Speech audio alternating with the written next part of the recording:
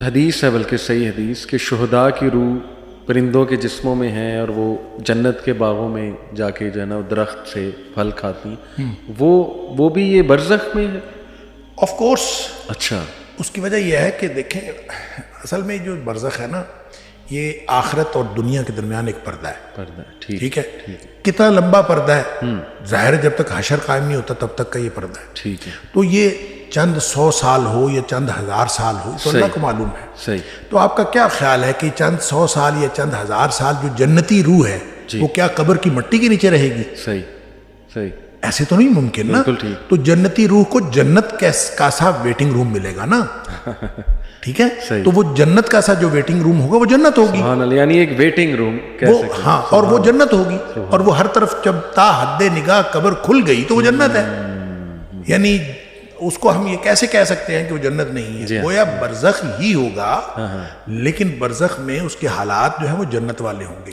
صحیح. دوسری بات یہ ہے کہ اس کو آپ ایک اور اینگل سے بھی دیکھنے کی ضرورت ہے ان ساری باتوں کو. کہ دیکھیں انسان یہاں سے فوت ہوتا ہے اور مرنے کے بعد پھر قبر میں جاتا ہے. قبر سے نکلے گا حشر میں جائے گا. حشر سے نکلے گا اور پھر یہ یعنی پل صراط سے بھی گزرنا ہے. جہنم کو بھی دیکھنا ہے اور پھر اللہ کرے جنت میں جنت اور جہنم کا فیصلہ. اللہ تعالیٰ ہم سب کو جنت الفردوس عطا فرمائے. یہ ایک لمبا سفر ہے. صحیح. صحیح. اس میں برزخ ایک بڑی لمبی زندگی ہے. پھر اس کے بعد آخرت میں کا پہلا دن جو ہے قیامت والا دن 50,000 سال کا دن ہے. سبحان اللہ. اب وہ دیکھیں کتنا لمبا دن ہے. بڑا لمبا عرصہ ہے یہ سارا. صحیح. مومن کے لیے یہ اتنا لمبا نہیں ہوگا. ٹھیک. ٹھیک. اب دیکھیں وہ سارا سکویز کر دیا جائے گا. صحیح. صحیح. اور وہ اس کے لیے تو وہ تو ایسے ہے جیسے عصر سے لے کے مغرب تک کا وہ وقت ملتا ہے اس کو فوراً گزر جائے. اس کا مطلب یہ سارے مراحل آنے ہیں لیکن مومن کے لیے تکلیف دہ نہیں ہوں گے. صحیح. یعنی کوئی بھی مرحلہ ہوگا تکلیف دہ نہیں ہوگا. جب جیسے قیامت کی بات کی قرآن نے یوم یفر المرء من اخیہ وامہ وابیہ وصاحبتہ وبنیہ لکل امرئ منہم یومئذ شأن یغنیہ. ہر شخص کو اپنی اپنی پڑی ہوگی. باپ بیٹا سب رشتے ختم. صحیح. لیکن ساتھ فرمایا وجوہ یومئذ مسفرہ. کچھ چہرے چمک رہے ہوں گے. اللہ. یعنی انتہائی خوفناک صورتحال بتا کے سبحان اللہ بتایا کہ وجوہ یومئذ مسفرہ. کچھ چہرے چمک رہے ہوں گے اور صرف چمک نہیں رہے ہوں گے ضاحکۃ مستبشرہ. خوش ہوں گے اور ہنس رہے ہوں گے. سبحان اللہ. اس ماحول میں کچھ ہنس رہے ہوں گے. تو اس کا مطلب ہے مومن کے لیے یہاں تک ہی ہے ساری جو خرابیاں ہیں اور مومن کے لیے ساری سختیاں موت سے پہلے تک ہیں. اللہ. جو ہی اس نے موت آنی ہے تو اس کے بعد تو آسانیاں شروع ہو گئی. اور اس دن وہ سختی جتنی بھی ہو جتنی مرضی سختی کا دن ہو سختی کی صورتحال ہو پل صراط ایون ہو جس کے بارے میں کہا کہ وہ بہت باریک ہے. جہنم کے اوپر پل ہے اور وہ بال سے زیادہ باریک تلوار سے زیادہ تیز. تو ظاہر اس سے گزرنا مشکل. تو مومن تو وہاں سے یوں گزریں گے جیسے بجلی چمکتی ہے. تو اس کا مطلب ہے ان کو تو گزرنے کے لیے کوئی دقت نہیں ہوگی. تو یہ ساری چیزیں آسان ہوتی جائیں گی اہل ایمان کے لیے. ہے صحیح یہ سارا کا سارا پروسیجر ہونا ہے. لیکن اس پروسیجر کے دوران مومن کی زندگی جنت کی زندگی ہوگی. اور اس کے لیے اور بھی بہت سارے دلائل ہیں. جیسے مثال کے طور پر نبی کریم صلی اللہ علیہ وسلم نے فرمایا جو شخص ہر فرض نماز کے بعد آیت الکرسی پڑھتا ہے اس کے اور جنت کے درمیان صرف موت کا فاصلہ رہ جاتا ہے. گویا یہاں سے اس کی آنکھ بند ہوئی اور اس کی آنکھ جنت میں کھلنی ہے. اللہ. تو جب ایسا ہے مومن کے لیے تو اس کی تو موجیں لگی ہوئی ہیں. اللہ تعالیٰ ایمان کے ساتھ لے جائے تو آنکھ جنت میں کھلنی ہے. چاہے آپ اس کو قبر میں دفنا کے آئے ہیں اس کی آنکھ جنت میں کھلنی ہے. اور اس کے لیے باقی سارے معاملات ایسے ہی ہیں جیسے جنتیوں کے VIP قسم کی اس کے ساتھ ٹریٹمنٹ ہو رہی ہوگی اور وہ مراحل کے اندر کسی کو کوئی پریشانی نہیں ہوگی. تو اس لیے یہ پتہ یہ چلتا ہے کہ عالم برزخ کے سارے مراحل ہوں گے اور اسی طرح سے ہو رہے ہوں گے. لیکن مومن کے لیے وہ وقت کے اعتبار سے بھی اتنے وہ مشکل نہیں ہوں گے اور عملی طور پر اس میں مشکل تو مومن کے لیے ہوگی نہیں بالکل. اور مومن خوش ہوگا ہر معاملے میں. اللہ تعالیٰ ہمیں ایمان دے. آمین. آپ نے جس طرح شیخ بتایا ماشاءاللہ دیکھیں کتنی بشارتیں بھی ہیں.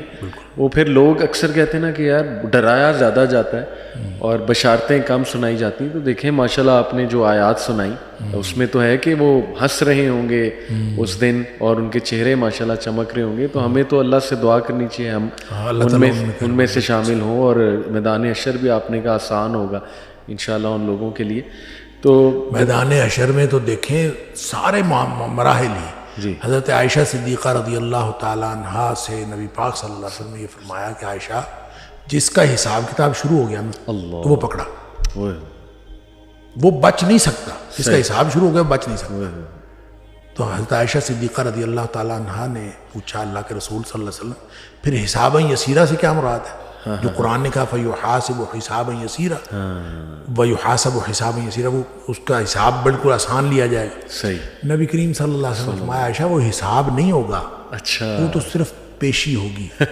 وہ سامنے ایک دفعہ پیش کیا جائے گا اور اس کے بعد کہا جائے گا جاؤ, بس اتنا ہی.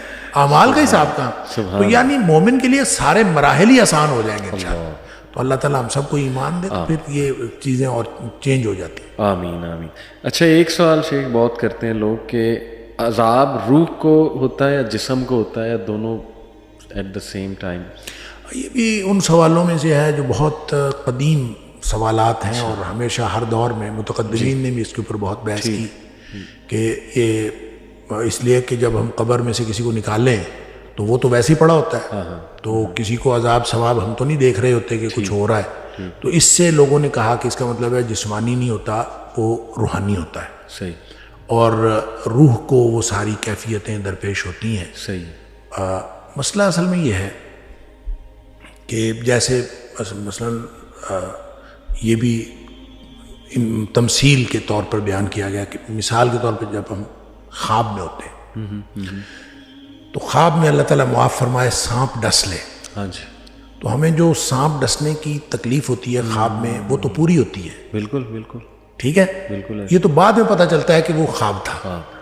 ٹھیک ہے.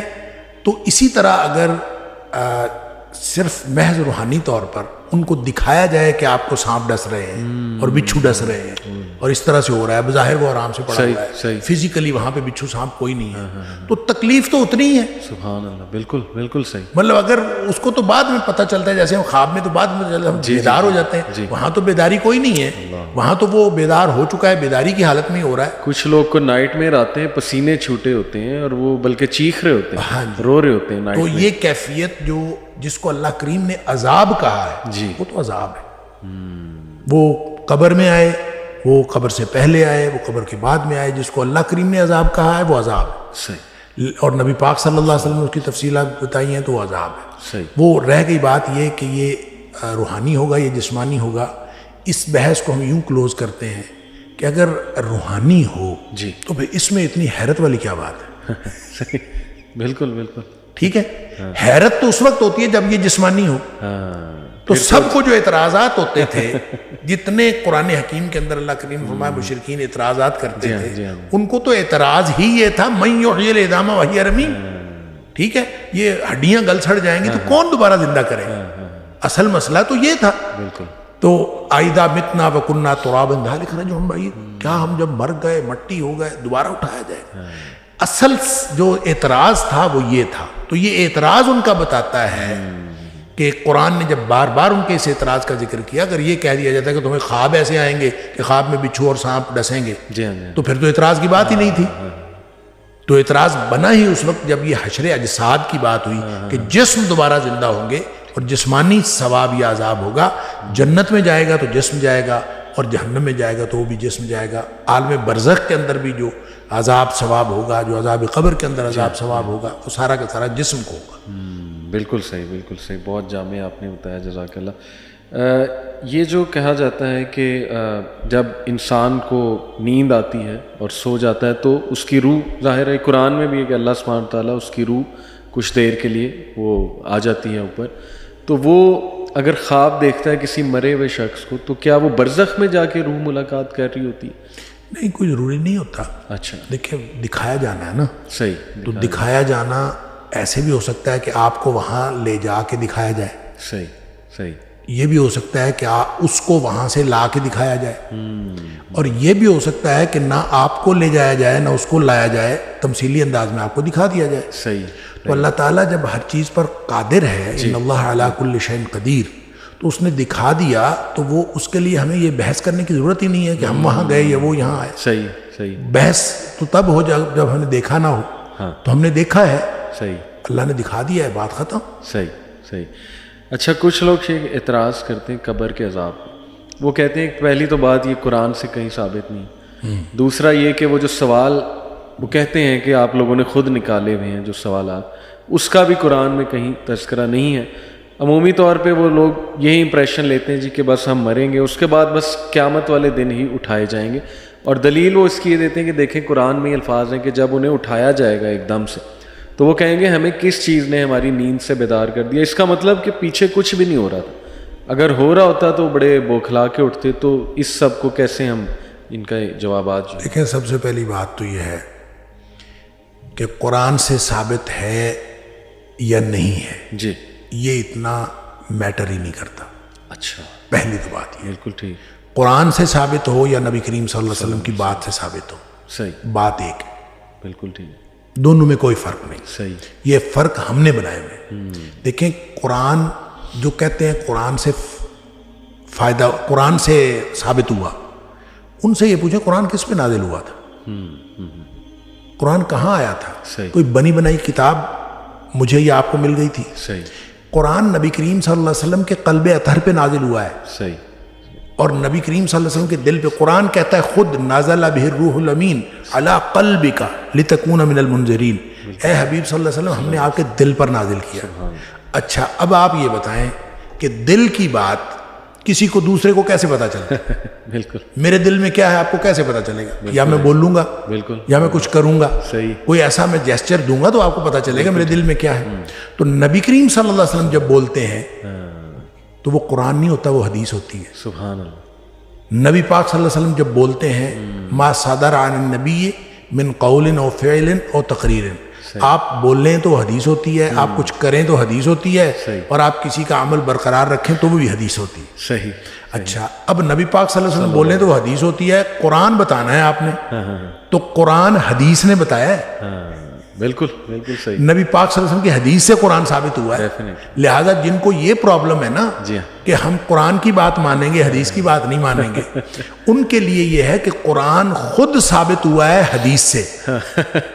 بالکل, نبی پاک صلی اللہ علیہ وسلم نے فرمایا کہ یہ قرآن ہے. تو یہ اب دیکھیں ترتیب نزولی میں جو پہلی آیت تھی وہ تو 30ویں پارے میں چلی گئی. کس نے بتایا کہ یہ یہاں آئے گا, یہ یہاں آئے گا, یہ یہاں, یہ نبی پاک صلی اللہ علیہ وسلم نے, یہ ترتیب نبی کریم صلی اللہ علیہ وسلم نے ہوئی. لہٰذا حدیث سے قرآن ثابت ہوتا ہے, ایک بات. دوسری بات یہ ہے کہ حدیث کو حلال و حرام کے حوالے سے اللہ نے قرآن میں اتھارٹی دی ہے نبی کریم صلی اللہ علیہ وسلم. صحیح. سورہ اعراف کی آیت نمبر 157 میں صحیح, اللہ تعالیٰ فرماتا ہے وَيُحِلُّ لَهُمُ الطَّيِّبَاتِ وَيُحَرِّمُ عَلَيْهِمُ الْخَبَائِثَ. جہاں نبی پاک صلی اللہ علیہ وسلم کی ڈیوٹیز کی بات کی, آپ کے فرائض کی بات کی, اس میں فرمایا یہ ان کے لیے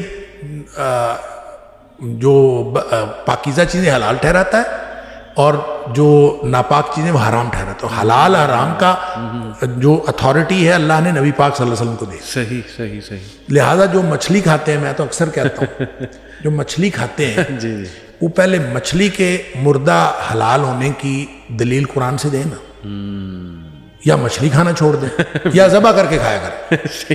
قرآن نے کہا حرمت علیکم المیتۃ والدم, جی, ہر قسم کا مردار اور ہر قسم کا خون حرام ہے. صحیح, صحیح, بات ختم. بات ختم. بالکل. یہ تو مچھلی نبی پاک صلی اللہ علیہ وسلم فرمایا احلت لکم میتتان و دمان, دو خون دو مردار تمہارے لیے حلال ہے. اللہ. اس میں آپ نے فرمایا الحوت والجراد, جو دو مردار حلال ہیں, ایک مکڑی ہے صحیح, پتے کھانے والی, صحیح, اور دوسری جو ہے وہ مچھلی ہے. اچھا, تو اس سے جو ہے مچھلی کا مردار حلال ہوا ہے. بالکل. وگرنہ قرآن نے تو کیٹیگوریکلی مردار حرام کیا تھا. جی ہاں, جی ہاں. اس کا مطلب یہ ہوا کہ جو بات نبی پاک صلی اللہ علیہ وسلم فرمائے وہ اسی طرح سے حلت و حرمت کا درجہ رکھتی ہے جس طرح قرآن کی بات حلت و صحیح, حرمت. صحیح.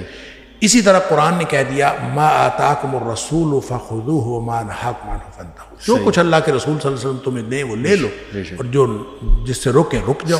یہ اتھارٹی ہے نبی پاک صلی اللہ علیہ وسلم کی کہ آپ ہاں کہہ دیں تو وہ بھی قانون بن جاتا ہے, آپ نہ کہہ دیں تو وہ بھی قانون بن جاتا ہے. پہلی تو بات یہ ہے. بالکل. لہٰذا جو کچھ نبی پاک صلی اللہ علیہ وسلم نے فرمایا ہے حدیث کے اندر وہ حجیت کے اعتبار سے اس کے اتنی ہی اہمیت ہے جتنی قرآن میں ہے. ٹھیک. دیکھیں نا, حضرت ابن مسعود رضی اللہ تعالیٰ عنہ نے کسی خاتون سے کہا کہ یہ جو جوڑا کرنا ہے حرام ہے, جوڑا یہ جو خواتین اوپر جو بنا لیتی ٹھیک ہے، تو اس نے کہا حرام ہے، اچھا اللہ نے اس کو حرام کیا. صحیح. تو خاتون آگے سے کہتی ہیں کہ میں نے تو سارا قرآن پڑھا، اس میں تو بالوں کا ذکر ہی نہیں ہے، اچھا تو تم کیسے کہتے ہو حرام؟ ابن عبداللہ بن مسعود رضی اللہ تعالیٰ عنہ نے فرمایا کہ یہ بتائیں کہ قرآن میں آپ نے یہ نہیں پڑھا ما آتاکم الرسول فخذوہ وما نہاکم عنہ فانتہوا، جو اللہ کے رسول صلی اللہ علیہ وسلم دیں وہ لے لو اور جس سے منع کرے اس کو. وہ کہتی ہیں ہاں یہ تو پڑھا. تو انہوں نے فرمایا کہ یہی تو نبی پاک صلی اللہ علیہ وسلم نے منع کیا ہے. جب نبی پاک صلی اللہ علیہ وسلم نے منع کیا تو ایسے ہی ہے جیسے قرآن نے منع کیا. لہٰذا جب عذاب قبر کا ذکر احادیث کے اندر آ گیا تو وہ ایسے ہی ہے جیسے قرآن میں آ گیا، کیونکہ وما ينطق عن الهوى ان هو الا وحی یوحی، نبی پاک صلی اللہ علیہ وسلم کے بارے میں قرآن نے فرمایا ہے کہ آپ اپنی مرضی سے نہیں بولتے، آپ کے اوپر وحی آتی ہے تو بولتے ہیں. لہذا نبی پاک صلی اللہ علیہ وسلم جو کچھ فرمایا ہے، عذاب کی باتیں آپ نے عذاب قبر کی جتنی باتیں بتائی ہیں وہ ساری کی ساری اسی طرح سے اتھینٹک ہیں جس طرح سے اگر صحیح حدیث ہو، صحیح ہے، اگر صحیح حدیث ہو تو وہ اسی طرح سے اتھینٹک ہے جس طرح سے قرآن اتھینٹک. سبحان اللہ. دوسری بات یہ ہے کہ قرآن کے اندر کم از کم 4 مقامات پر ایسے اللہ کریم نے ایسی آیات ہیں کہ جس میں واضح طور پر عذاب قبر کا تذکرہ ہے. جی، یعنی اس سے یہ محسوس ہوتا ہے کہ جس دن مریں گے اس دن اس کے اوپر عذاب آئے گا. اشارتاً یعنی آپ کہہ نہیں اشارتاً نہیں بلکہ صراحتاً. مثلاً قوم فرعون کے بارے میں، آل فرعون کے بارے میں فرمایا بالکل کہ صبح و شام وہ آگ پر پیش کیے جاتے ہیں. بالکل بالکل صبح و شام وہ آگ پر پیش کیے جاتے ہیں اور جب قیامت والا دن ہوگا تو ان کو لیے بڑے عذاب کی طرف جائیں گے. اس کا یہ صبح و شام جو جس عذاب پر پیش کیے جاتے ہیں کہاں ہے یہ میرے خیال سورہ فصلت، یہ سورہ مومن ہے، سورہ غافر جس کو کہتے ہیں. غافر، جی جی جی، یہ سورہ غافر ہے. اس کے علاوہ سورہ توبہ کے اندر، سورہ انعام کے اندر، سورہ ابراہیم کے اندر کم از کم 4 مقامات قرآن میں ایسے ہیں جس سے اس طرح کے واضح اشارات موجود ہیں جس کو آپ عذاب قبر کہہ سکتے ہیں. اب عذاب قبر کا نام لے کے تو قرآن نے نہیں کہا، لیکن وہ عذاب قبر ہی ہے. جب آپ مر کے قبر میں گئے تو عالم برزخ کی بات. بالکل. اچھا، اسی طرح جیسے سورہ انعام کے اندر غالباً ہے کہ ان کو جب فرشتے جو ہیں آگے سے بازو پھیلائے ان کو وصول کرتے ہیں اور ان کو کہتے ہیں اخرجوا انفسکم. یہ وہی بات ہے، وہی الفاظ ہیں جو حدیث میں آ رہے ہیں کہ اخرجی، باہر نکلو. تو یہاں اخرجوا انفسکم، اپنی جانوں کو باہر نکالو. یعنی فرشتے یہ کہہ رہے ہوتے ہیں کہ اپنی جانوں کو باہر نکالو. اور اسی دن قرآن کہتا ہے کہ اسی دن ان کو پھر رسوائی کا عذاب ہوتا ہے، اسی دن رسوائی کا عذاب دیا جاتا ہے. تو جس دن جان نکلی اسی دن کوئی حشر تھوڑی ہو گیا ہے، عالم آخرت تھوڑی آ گیا، عالم برزخ ہے. لہٰذا اس طرح سے قرآن میں 4 مقامات پر سورہ ابراہیم کے اندر، سورہ توبہ کے اندر، سورہ انعام کے اندر اور سورہ غافر کے اندر یہ موجود ہے. پڑھنے کے لیے ایک بصیرت ہونی چاہیے، ایک بصارت ہونی چاہیے. شیخ یہ سورہ تکاثر بھی کہہ سکتے ہیں، حتی زرتم المقابر. وہ تو خیر زیارت کے لیے ہے. حتی زرتم المقابر کا مطلب ہے تم قبروں کو جا پہنچے. جی. اب وہاں پہ یہ تو نہیں ذکر کہ قبر کے اندر کیا ہوگا. نہیں، لیکن اگلی آیت ہے نا کہ پھر انہیں پتہ لگے گا، کہ پھر تمہیں پتہ لگے گا کہ کیا ہے حقیقت، کیا ہے اصل. ہاں اشارتاً آپ کہہ سکتے ہیں کہ یہاں بھی ذکر ہے کہ اس کے بعد تمہیں پتہ چلے گا. تو اس کا تو خیر یہ تعویل ہو سکتی ہے نا. جیسے آپ نے کہا کہ سورہ یاسین میں انہوں نے کہا کہ ہماری آرام گاہوں سے کس نے اٹھایا، خواب گاہوں سے، تو اس کا مطلب پیچھے کچھ نہیں ہو رہا ہوگا. تو یہ بھی حتی زرتم المقابر کے بعد پھر پتہ چل جائے گا، پھر کب سے مراد، اس کی تو تعویل ہو سکتی ہے. حالانکہ وہ جو سورہ یاسین والی بات ہے وہ بات یہ ہے کہ جو عالم برزخ کا عذاب ہے اس کے مقابلے میں جو عالم آخرت کا عذاب ہے وہ بہت بڑا ہے. لہٰذا اس عذاب کو جب دیکھیں گے تو اس کو وہ سمجھیں گے کہ یہ تو آرام تھا، یہ اس کے مقابلے میں. بالکل بالکل بالکل. ہاں جی، یہ اس کے مقابلے میں سمجھیں گے. بالکل تو بہرحال یہ قرآن کے اندر یہ عذاب قبر کا ذکر موجود ہے. عذاب برزخ کہہ لیں، عذاب برزخ کا ذکر موجود ہے اور حدیث کے اندر اس کی وضاحت موجود ہے. بالکل. تو اب اور آپ کو کیا چاہیے؟ اصل بات یہ ہے کہ جس نے ماننا ہو کوئی مانتا ہے اور جس نے نہیں ماننا اس کو 1000 دلیلیں دے دے نہیں مانتا. ایسے ہی ہے شیخ. منکر نکیر واقعی ہی بہت ان کی مطلب حدیث میں آتا ہے نا کہ ڈراؤنی شکل ہوگی تو مومن کے سامنے بھی ہوگی اور وہی یہ 3 سوال کریں گے. سوال تو ہے جی، فرشتے آئیں گے، ٹھیک ہے، اور وہ آ کے سوال کریں گے. صحیح. اب وہ شکلیں ان کی کیسی ہوں گی؟ حدیث میں آتا تو ہے ڈراؤنی شکل کے، لیکن جیسے میں نے پہلے عرض کیا کہ مومن کے لیے ہر مرحلہ آسان ہو، تو یہ ہو نہیں سکتا کہ مومن کے لیے بھی اسی طرح سے ڈراؤنی شکل ہو، یعنی ہوں گے تو ڈراؤنی شکل کے، لیکن مومن اس کو کمفرٹیبل فیل کرے گا۔ صحیح، ایسا نہیں ہے کہ مومن جو ہے وہ اسی طرح سے ڈر رہا ہو، مومن کے ڈر سارے موت سے پہلے ختم ہو۔ اللہ، نبی پاک صلی اللہ علیہ وسلم نے فرمایا تھا، حضرت فاطمہ رضی اللہ تعالیٰ عنہ رو رہی تھی، انہوں نے فرمایا تھا تیرے باپ کے اوپر آج کے بعد کوئی سختی نہیں، بس ساری سختیاں دنیا میں تھی۔ تو مومن انشاءاللہ اللہ کے رسول صلی اللہ علیہ وسلم کے سچے امتی، ان کے لیے ساری سختیاں دنیا میں ہیں، آخرت میں کوئی سختی نہیں۔ وہ یہاں سے گئے، جو ہی جان نکل گئی، اور جان بھی نکلنی ہے، وہ اٹ سیلف ایک راحت ہے۔ وَجَعَلِ الْمَوْتَ رَاحَةً لِّي مِن كُلِّ شَرٍ، اور وہ اٹ سیلف راحت ہے، اور اس کے بعد آگے راحت ہی راحت ہے انشاءاللہ۔ یہ بات ایک مشہور ہے کہ رسول اللہ صلی اللہ علیہ وسلم بھی آتے ہیں قبر میں ہمارے معاشرے میں۔ یہ بات مشہور ہے، لیکن یہ حدیث کے الفاظ ہیں۔ اچھا، حدیث کے الفاظ ہیں اور صحیح حدیث ہے۔ صحیح، اس کی انٹرپریٹیشن میں آپ اس کو کہہ سکتے ہیں کہ قبر میں تشریف لاتے ہیں تو یہ تو اس کا تو کوئی ذکر نہیں۔ ٹھیک، البتہ یہ ہے کہ وہ جو قبر کے سوالات ہیں، ان سوالوں میں ایک سوال ہے کہ اس شخص کے بارے میں تیرا کیا خیال ہے۔ ایک تو سوال یہ ہے نا، من نبیو، ٹھیک ٹھیک، ایک حدیث میں یا متعدد احادیث میں اس سوال کو، من نبیو کا جو سوال ہے، اس سوال کو اس طرح بیان کیا گیا ہے، اس شخص یعنی محمد کریم صلی اللہ علیہ وسلم کے بارے میں تمہارا کیا خیال ہے۔ صحیح، وہ جو اس شخص ہے نا، حاضر رجل، ما تقول لحاضر رجل، صحیح، اس شخص کے بارے میں تو کیا کہتا ہے۔ ٹھیک، وہ جو شخص ہے نبی پاک صلی اللہ علیہ وسلم ہے، تو نبی پاک صلی اللہ علیہ وسلم، اس کے بارے میں بعض لوگوں نے کہا کہ نبی کریم صلی اللہ علیہ وسلم خود تشریف لائیں گے۔ صحیح، ٹھیک ہے، لہٰذا پوچھا جائے گا اس شخص کے بارے میں آپ کیا کہتے ہیں۔ صحیح، کچھ نے کہا کہ نہیں، نبی کریم صلی اللہ علیہ وسلم کی آپ کی شبیہ دکھائی جائے گی، آپ کی تصویر دکھائی جائے گی، اور پوچھا جائے گا اس کو جانتے ہیں اور یہ کیسے ہیں، یہ کون ہے۔ صحیح، تو وہ پھر جو شخص نبی کریم صلی اللہ علیہ وسلم کی سنت پر چلا ہوگا وہ پہچان لے گا نبی پاک صلی اللہ علیہ وسلم۔ اور یہ پہچاننا اس بات سے نہیں پہچانا جانا کہ ہم نے کوئی تصویر نبی پاک صلی اللہ علیہ وسلم کی دیکھی ہوئی۔ یہ سارے سوالات کے جوابات ہیں ایمانی بصیرت پر۔ بالکل۔ اب دیکھیں نا، اتنے آسان سوال ہیں، من ربک، صحیح، من نبیک، صحیح، ما دینک۔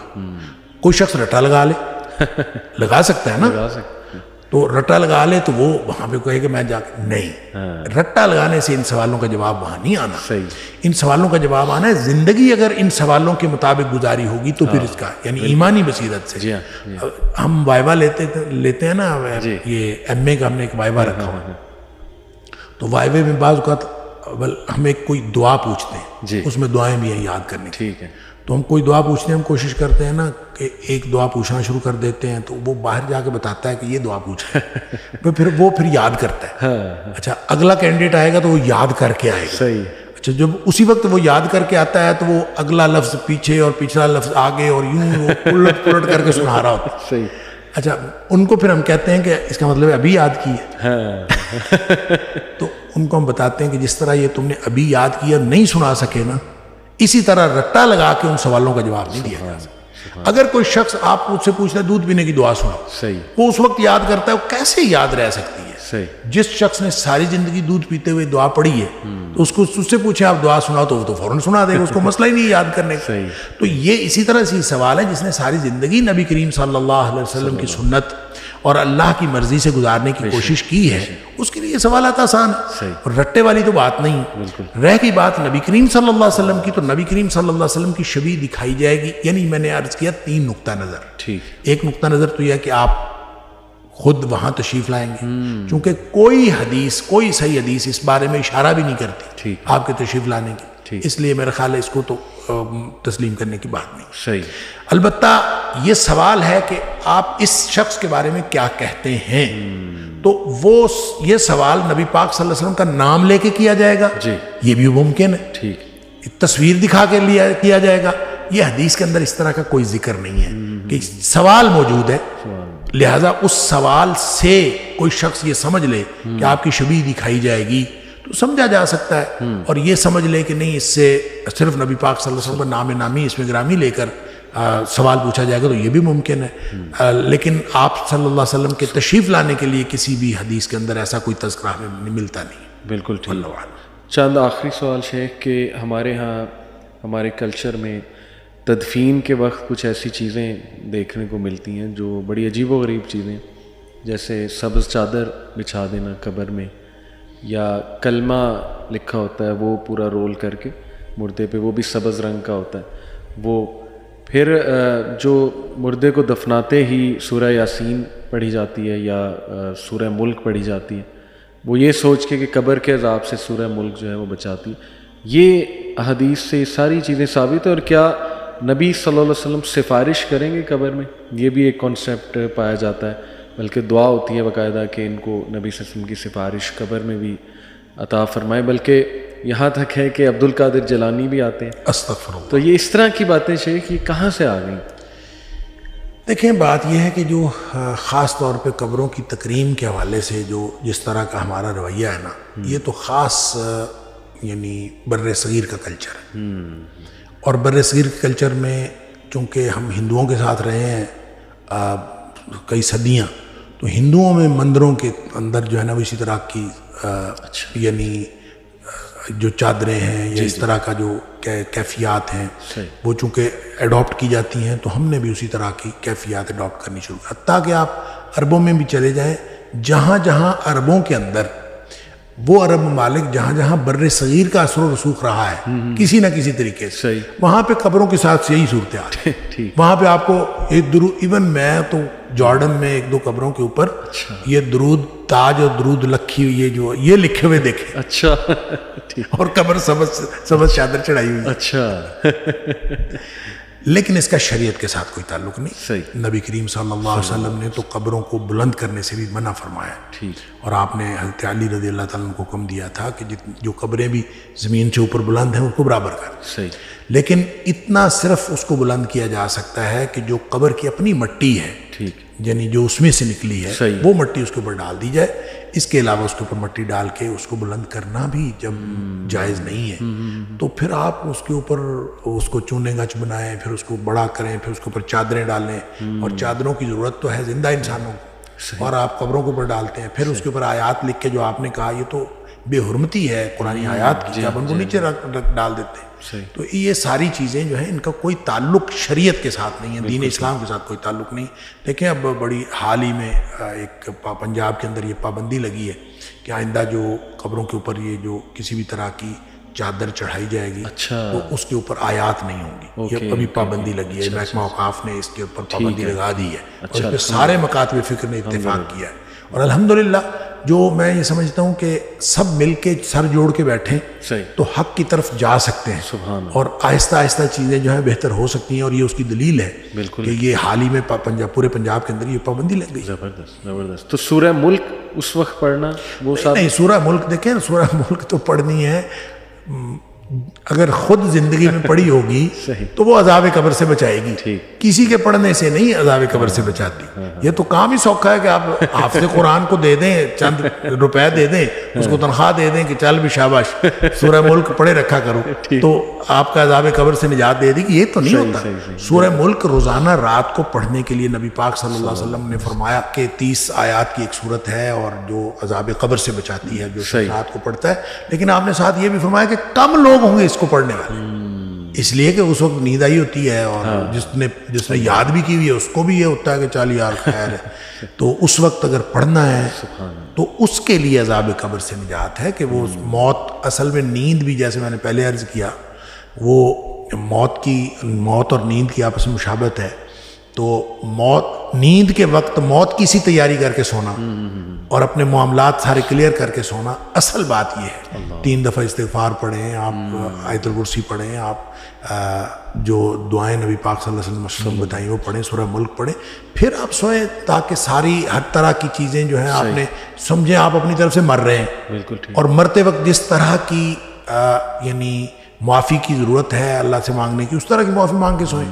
اور جو معافی مانگے بغیر یا عشاء کی نماز پڑھے بغیر جو سو جاتا ہے اس طرح سے، تو یہ تو میں سمجھتا ہوں دنیا کائنات کا سب سے بڑا رسک ہے کہ بغیر کسی یعنی گناہ کی معافی مانگے اور بغیر عشاء کی نماز پڑھے یا بغیر کسی تیاری کے آپ سو گئے تو آپ نے تو سب سے بڑا زندگی کا سب سے بڑا رسک لے لیا. اللہ اکبر. شیخ آخری سوال کہ یہ حدیث میں آتا ہے کہ جب مردے کو دفنایا جاتا ہے تو وہ قدموں کی چاپ سنتا ہے جو دفنا کر واپس جا رہے ہوتے ہیں. تو اس سے تو یہ بھی اخذ کیا جا سکتا ہے کہ اس کا مطلب اسے موت کے بعد بھی سنائی دیتا ہے, اور وہ پھر ظاہر ہے یہ سنائی دے رہا ہے تو باقی چیزیں بھی پھر سنائی دیتی ہیں. تو اس کا مطلب کہ موت جسے آ چکی ہے فوت شدہ بندے سے مطلب کوئی بات کی جا سکتی ہے یہ سوچ کے کہ جی اسے سن رہا ہے. دیکھیں اللہ تعالیٰ نے قرآن میں فرمایا انک لا تسمع الموتیٰ. صحیح. نبی پاک صلی اللہ علیہ وسلم نے فرمایا کہ آپ مردوں کو سنا نہیں سکتے. ٹھیک. یہ ہے نص قطعی. اور نص قطعی جو ہوتی ہے اس کے بارے میں استثناء بھی کسی نص سے ثابت ہونا چاہیے. صحیح. نص قطعی کا مطلب ہے کہ مردے کو ہرگز نہیں سنایا جا سکتا. ٹھیک. بات ختم. ٹھیک. اب اس میں استثناء دو باتیں نبی پاک صلی اللہ علیہ وسلم فرمائی, وہ استثناء ہو گیا, صحیح ہو. وہ نص میں آ گئی. ایک تو نبی کریم صلی اللہ علیہ وسلم نے جو بدر کے مقتولین تھے تقریباً 24 لوگ تھے صحیح. کہ ان کو ایک کنویں میں ڈالا گیا, صحیح. اور ان کے ساتھ نبی کریم صلی اللہ علیہ وسلم نے کلام فرمایا, خود آپ نے ان سے خطاب فرمایا.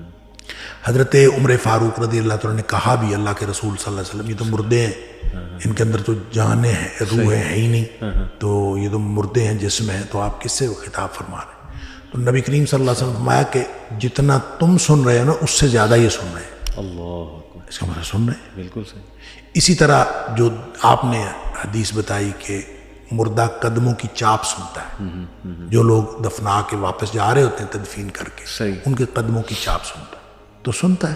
صحیح. یہ دو باتیں ہو گئی, یہ دو استثناء ہو گئے. صحیح. رہی بات یہ کیسے سنتا ہے, یہ ہم اس پر بحث کر نہیں سکتے, لیکن سائنس نے مسئلہ حل کر دیا. میڈیکل سائنس کہتی ہے کہ جب انسان مرتا ہے تو فوری طور پر اس کا دماغ ڈیڈ نہیں ہوتا, اس کے سارے اعضاء کام کرنا فوری طور پر بند نہیں کرتے, بلکہ اس کو کچھ ٹائم لگتا ہے, 36 گھنٹے لگتے ہیں, 48 یا 72 جتنے بھی گھنٹے لگتے ہیں, کچھ ٹائم لگتا ہے, پھر جا کے اس کے سارے اعضاء ڈیڈ ہوتے ہیں, وغیرہ شروع میں ڈیڈ نہیں ہوتے. بالکل صحیح. تو اس کا مطلب ہے جو نبی پاک صلی اللہ علیہ وسلم نے فرمایا وہ بھی دونوں واقعات جو ہیں وہ ایسی ہی کیفیت کے ہیں, مرنے کے فوراً بعد کے ہیں. صحیح. تو اس کا مطلب ہے یہ بات ٹھیک ہو گئی, سائنس سے ثابت ہوگی. اسی طرح نبی پاک صلی اللہ علیہ وسلم نے فرمایا کہ مردے کو جب آپ نے نہلانا ہے تو اس کو زیادہ سخت ہاتھ نہ لگائیں. اچھا. ہاں, یہ اس کو سخت ہاتھ نہ لگائیں, اس کو تکلیف ہوتی, اور فرمایا کہ جتنی تکلیف مردے کو ہوتی ہے زندہ سے زیادہ تکلیف ہوتی. تو اس کا بھی مطلب وہی ہے کہ اس کے سینسز کام کر رہے ہوتے ہیں کچھ عرصہ تک, اور جب آپ نہلا رہے ہیں وہ ابھی کچھ عرصے میں ہے. وہ کتنا عرصہ ہے یہ میڈیکل سائنس نے بتایا ہمیں کہ وہ تو کافی گھنٹوں تک جو ہے وہ دماغ بھی ایکٹیو رہتا ہے, اور اس کے اعضاء کام کرتے ہیں, سینسیشن رہتی. تو اس لیے یہ جو دو استثناء ہیں یہ ایک تو نص سے ثابت ہیں, اور دوسرا نص سے ثابت ہونے کے بعد ہم کوئی اس کے اوپر بحث نہیں کریں گے کہ یہ کیوں ہے. یہ الگ بات ہے کہ ہمیں سمجھ آ جائے, اور میڈیکل سائنس نے ہمیں سمجھا دیا کہ وہ مرنے کے فوراً بعد کی بات ہوتی ہے, اس وقت یہ سنائی دیتے ہیں, اور وہ بس اس وقت تک کے لیے. اس کا یہ مطلب نہیں کہ وہ آگے بھی سن رہے, وہ تو اس کے لیے انک لا تسمع الموت, آپ مردوں کو نہیں سنا سکتے. یہ استثناء ہے, اور اس استثناء کی وجہ بھی میڈیکل سائنس نے بتا دی, بات ختم ہو. یعنی اللہ جو چاہے وہ سنا دیتے ہیں. ایسے نبی صلی اللہ علیہ وسلم کو درود پیش کیا جاتا ہے ہمارا, وہ اللہ سنا رہا ہے, لیکن وہ تو معاملہ جو ہے نا, دیکھیں وہ تو سنا رہا ہے, کوئی اس طرح نہیں ہے کہ جیسے میں آپ کو سنا رہا ہوں. جی جی, ایسے نہیں ہے وہ. صحیح صحیح. فرشتے لے کے جاتے ہیں, فرشتوں کی ڈیوٹیاں لگی ہوئی ہیں. بالکل صحیح. فرشتے, ہم درود, جہاں بھی درود بھیجا جاتا ہے وہ نبی کریم صلی اللہ علیہ وسلم پر پیش کیا جاتا ہے, فرشتوں کی ڈیوٹیاں لگی ہوئی ہیں. یہ تو ابھی جو لوگ کہتے ہیں نا جا کے میرا سلام دینا, جی, تو میں تو ان سے کہتا ہوتا ہوں کہ اللہ تعالیٰ نے فرشتوں کی ڈیوٹیاں لگائی ہیں جی درود اور سلام بھجوانے کی نبی پاک صلی اللہ علیہ وسلم, ان پر آپ کو اعتبار نہیں ہے. یہ گنہگار انسانوں کو آپ کہتے ہیں ہمارا سلام دینا. اللہ, یعنی اس سے بہتر نہیں کہ آپ درود بھی پڑھیں, آپ نبی کریم صلی اللہ علیہ وسلم کو سلام بھی پیش کریں, اور وہ سلام اور درود آپ کا بھیجا جائے اور وہاں پہنچایا جائے. اور اللہ تعالیٰ نے فرمایا کہ ڈیوٹیاں لگی ہوئی ہیں, اور فرشتے پہنچاتے ہیں. آپ جہاں بھی درود پڑھیں, جہاں بھی سلام, وہاں جا کے سلام پیش کریں, وہاں آپ جا کے درود شریف پڑھیں, تو وہ بھی پہنچتا ہے نبی پاک صلی اللہ علیہ وسلم. اور یہ کہاں سے ثابت ہوا؟ یہ بھی نص سے ثابت ہے. جی جی جی, یہ بھی خود نبی کریم صلی اللہ علیہ وسلم نے بتایا کہ میرے اوپر جہاں سے بھی درود پڑھا جاتا ہے میرے اوپر پیش کیا جاتا ہے. بات ختم. اصل میں نا ہم پڑھ جاتے ہیں اس کی یعنی مطابقت کے ساتھ ہم نئے مسائل اس میں سے انفر کرنا شروع کر دیتے ہیں. ہاں ایسے تو یہ جو انفرنس ہے نا جی ہاں. یہ تو آپ کی انفرنس اور ہوگی, میری انفرنس اور ہوگی, پھر ہر ایک کا اپنا الگ. تو نص نے جو کچھ بتا دیا, جو بات نبی پاک صلی اللہ علیہ وسلم نے بتایا, بس اتنی. اس کے بعد ہم آگے حد آ جاتی ہے, ہم اس کے بعد اپنی طرف سے کوئی چیز ایڈ آن نہیں کر سکتے. اور قبرستان جا کے جو مردوں کو سلام کیا جاتا ہے, السلام علیکم یا ونس اگین وہ بھی ایسے ہی ہے, وہ بھی ان کو پیش کیا ان جاتا کو فرشتے پہنچاتے ہیں, ہے, رشتے پہنچاتے اگر نہ ہوتا تو ہم کیسے کہتے صحیح جب ہم السلام علیکم کہتے ہیں. یہ ایک ہوتا ہے ڈائریکٹ سننا. صحیح. اب اندازہ کریں کہ ہماری کیسی لاجک اور کیسی عقل ہے. جی جی. وہ اللہ جس نے اعلان کیا ہے کہ اجیب دعوت الداعی اذا دعان, کہ میں ہر وقت ہر جگہ پکارنے والے کی پکار کو سنتا نہیں, قبول کرتا ہوں. اللہ, جس نے یہ اعلان کیا ہے اس کے بارے میں ہمیں شک ہے کہ ڈائریکٹ نہیں سنتا. سبحان. اور جو منو مٹی کے نیچے پڑا ہے, جس کے بارے میں قرآن کہتا ہے انک لا تسمع الموتیٰ, کہ آپ مردوں کو نہیں سنا سکتے, اس کے بارے میں ہمیں یہ یقین ہے کہ یہ ڈائریکٹ سنتا ہے. سبحان اللہ. اصل میں یہ عقیدے کی بات ہے. بالکل صحیح. اور عقیدہ ڈائریکٹ سننا بغیر کسی درمیان میں کنیکشن کے, یہ اللہ کا کام ہے. صحیح. یہ اللہ کی شان ہے. سبحان اللہ. اور مخلوق یہ نہیں کر سکتی, یہ مخلوق کی شان نہیں ہے. بالکل. خالق کی شان ہے کہ وہ بغیر کسی واسطے, وسیلے, رابطے, کنیکشن کے بغیر جب بھی آپ کسی کو, تو وہ سنتا ہے. اللہ. لیکن یہ انک لا تسمع الموتیٰ, ان کے بارے میں جب قرآن نے کہہ دیا تو بات ختم. باقی اس کے علاوہ جو چیز شریعت نے استثناء دے دی, نبی پاک صلی اللہ علیہ وسلم نے آپ کی نص سے ثابت ہو گیا, حدیث سے ثابت ہو گیا, دیٹس فائن. صحیح حدیث سے ثابت ہو گیا, ہم تسلیم کر لیں گے. صحیح حدیث نہیں ہے جی, پھر اس کے بعد نہیں, ہم تسلیم نہیں کریں. ہم اپنی طرف سے بنا کے کوئی چیز نہیں بنا سکتے. یہ دین ہے, اور دین کے بارے میں اتھارٹی اللہ کریم نے نبی کریم صلی اللہ علیہ وسلم کو دی. سبحان اللہ. اور نبی کریم صلی اللہ علیہ وسلم کے جو آپ نے دین دے دیا, تو اس کے بعد آپ نے ساتھ یہ بھی فرما دیا, من عمل عملا, جس نے کوئی ایک بھی عمل ایسا کیا, لیس علیہ امرنا, جس کے اوپر ہماری مہر نہیں ہے, صحیح, فہو رد, وہ ریجیکٹڈ ہے. اللہ. بات ختم ہو گئی. بے شک. تو ہم کوئی بھی عمل کریں کیوں کریں.